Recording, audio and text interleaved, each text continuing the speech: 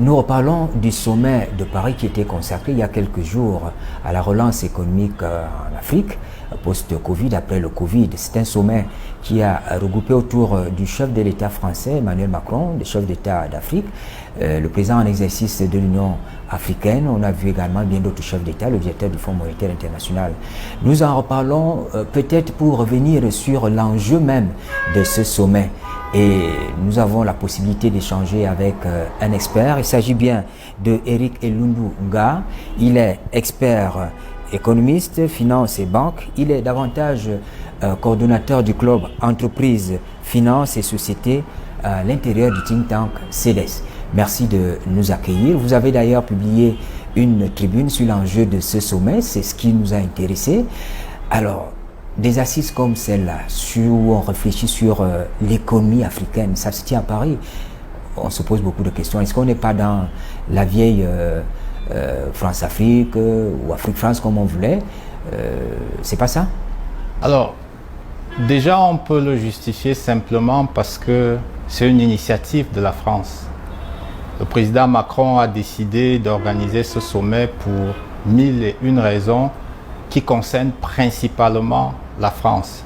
Et dans ce sens-là, concernant l'Afrique spécifiquement, nous sommes dans une sorte de virage actuellement où la France a besoin de réaffirmer son influence sur le continent. Je pense qu'il faut saluer la sagesse des dirigeants africains qui se sont répartis un peu les rôles, parce qu'il faut bien étudier les profils des dirigeants africains qui sont partis à Paris. On va bien voir que concernant les pays de l'Afrique de l'Ouest, notamment Sénégal, Côte d'Ivoire, etc., vous avez une relation qui reste encore beaucoup marquée par la période post-coloniale et avec une influence de la France très forte. À côté d'eux, vous avez le président du Rwanda, par exemple, Paul Kagame. Vous avez le président en exercice de l'Union africaine, Tshisekedi, qui ont également fait le déplacement. Vous avez le président de l'Afrique du Sud qui a fait le déplacement. Et ceux-là sont porteurs d'une nouvelle vision de l'Afrique qui défend plutôt la transformation structurelle en termes de modèle économique. Donc, vous avez là deux visions qui se confrontent à l'intérieur même du continent. Et c'était important que ces deux groupes puissent représenter le continent dans un espace comme celui-là. Maintenant, pourquoi Paris? Pourquoi le président du Cameroun, qui est en même temps président en exercice de la zone CEMAC, n'y est pas allé? C'est la grande question, hein? C'est ce qui s'est dit dans la presse surtout. Alors, c'est ce qui se dit dans la presse et c'est fondé qu'on puisse le dire parce que à partir du moment où on parle de relance économique de l'Afrique, c'est clair que si on regarde les différentes zones, dans la zone de l'Afrique centrale, le Cameroun est quand même le pays leader. À plus de 50%, il représente le poids économique, même le poids financier et monétaire de la zone. Et donc, il est raisonnable qu'on puisse s'interroger sur l'absence du président de la République du Cameroun dans un sommet comme celui-là. Mais en même temps, ça dénote de la distance que les présidents africains commencent à prendre par rapport à de tels événements et ça démontre en même temps la prise de conscience de ces dirigeants-là du ressenti des populations. Au centre de la relance économique en Afrique post-Covid, il y a eu ces droits de tirage spéciaux. Qu'est-ce que c'est? Qu'est-ce que ça apporte aux économies africaines?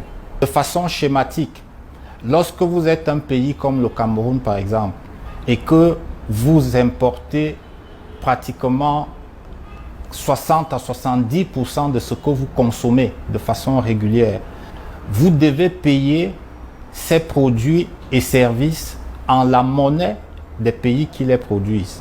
Ça veut dire que si vous importez de l'Europe, vous devez payer en euros. Si vous importez des États-Unis, vous devez payer en dollars. Si vous importez de la Chine, vous devez payer en yens, etc.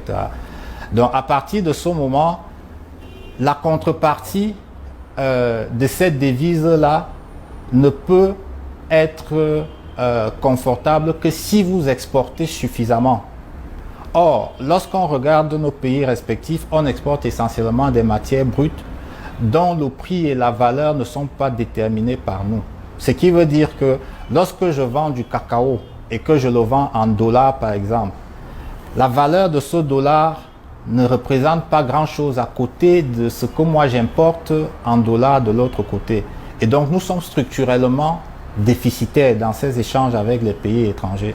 Vu sous cet angle, problème de gouvernance, les Africains se posent bien la question, est-ce que ce n'est pas une forme d'endettement qu'on est en train de reprendre? Parce qu'il faut justement qu'ils soient à même de produire, de consommer. C'est nécessairement une forme d'endettement à partir du moment où le FMI ne fait pas de dons. Le FMI fait toujours des prêts. Et ces prêts-là, généralement, sont conditionnés par des orientations en termes de gouvernance et de choix de politique économique et financière à mettre en œuvre au sein de ces pays. La question, ce n'est pas tant est-ce qu'il faut passer de 30 à 100 milliards de DTS. La question, c'est par rapport à nous-mêmes. Est-ce que notre situation économique actuelle nous permet de générer suffisamment de devises pour payer nous-mêmes les importations dont nous avons besoin? Ça, c'est la première question. Et la réponse est évidente, c'est non. La deuxième question, c'est est-ce que nos économies aujourd'hui sont en capacité de prendre le relais pour produire localement ces biens et services-là? La réponse est en l'état actuel, non. Et c'est là où le sommet de Paris a un enjeu stratégique majeur. Ça nous ramène aux deux groupes de dirigeants dont nous parlions tout à l'heure. Le groupe piloté par le président de l'Union africaine, le Rwanda et le Ghana, défend que les pays africains doivent se mettre en ordre de bataille pour que désormais, ils puissent transformer localement leurs biens et services qu'ils consomment eux-mêmes. Ça va permettre sur la durée de régulariser de façon définitive ce déficit que nous subissons actuellement et d'empêcher que toutes les décennies, nous nous retrouvions en train de négocier avec le FMI pour essayer de stabiliser la situation. Le groupe d'en face, porté notamment par les dirigeants des pays de l'Afrique de l'Ouest, défend davantage l'idée de l'aide. Ça veut dire qu'on doit continuer à nous appuyer de façon systématique et ça convient bien à la France parce que ça renforce sa position d'influence à tous les niveaux et ça permet à la France en même temps de garantir à ses industries, à elle et aux industries des pays partenaires européens, des marchés pour leurs produits et services. Structurellement, on a l'impression que ce qui se passait à Paris, c'était un combat de géants. Vous avez d'un côté la France qui veut garder sa position habituelle, vous avez les États africains qui veulent rester dans l'aide, vous avez d'autres qui disent non, c'est le moment de produire et pouvoir nous positionner également. Est-ce que les besoins du petit peuple sont pris en compte dans le sommet de Paris? Oui, forcément. Quel que soit le niveau de décision, le point de départ, c'est toujours les besoins de la population.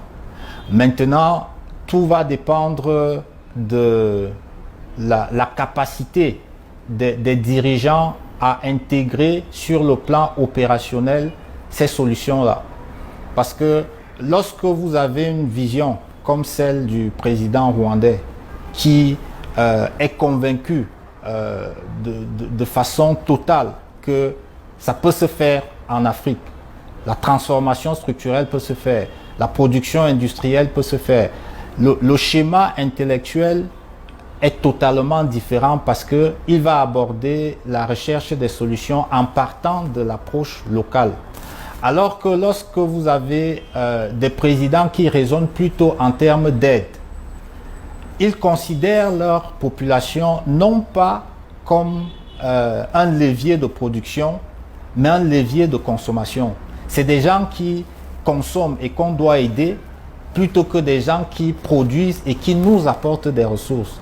Et vous voyez, c'est ça la différence fondamentale entre les visions qui sont en confrontation sur le continent africain actuellement. L'autre enjeu qui était évoqué, qui venait peut-être en deuxième position, c'est le Covid. On n'est pas totalement sorti du Covid, mais il y a la question du vaccin et ça a été longuement discuté en France. La France, comme d'habitude, se propose de nous apporter ce cadeau sous une autre forme. Mais est-ce que ce n'est pas vicieux? Alors, vicieux, je dirais peut-être pas, mais ça rentre toujours dans ce que nous évoquions tout à l'heure, la stratégie d'influence de la France. Parce que nous sommes bien d'accord que si les Africains devaient attendre l'aide ou l'appui de la France face à la crise sanitaire provoquée par la Covid-19, on est bien certain que ça aurait été l'hécatombe. Donc, je pense aujourd'hui que c'est aux Africains de mettre en avant les raisons objectives qui ont conduit à cette résilience face à la crise sanitaire Covid. Parce que, avec ou sans les vaccins, le fait est que l'Afrique a été plus résiliente. Maintenant, sur la question du vaccin, c'est sûr que c'est un sujet qui a des intérêts économiques et financiers qui dépassent la France elle-même. Alors, il y a un dernier point peut-être que je voulais évoquer, parce que parler effectivement de la relance économique, il est important de rappeler que d'un point de vue structurel, peut-être même idéologique, il y a deux courants de pensée qui sont en confrontation en Afrique. Le premier courant de pensée est porté justement par les institutions de Bretton Woods et les pays occidentaux, qui voudraient que structurellement les pays africains restent des pourvoyeurs en matières premières et des débouchés pour les produits finis transformés dans leurs pays respectifs. Et vous avez un deuxième courant qui est défendu par l'Union africaine et les organisations des Nations Unies, qui promeut la transformation structurelle, c'est-à-dire la transformation locale des produits consommés par les Africains eux-mêmes.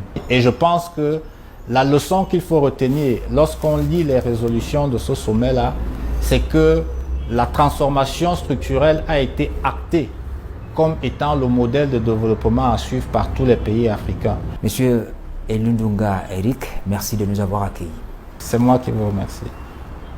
Mesdames, Messieurs, nous reparlions du sommet de Paris qui était consacré à la relance économique en Afrique après le Covid-19. C'est un sommet qui a rassemblé de grands responsables pour discuter de cette question-là.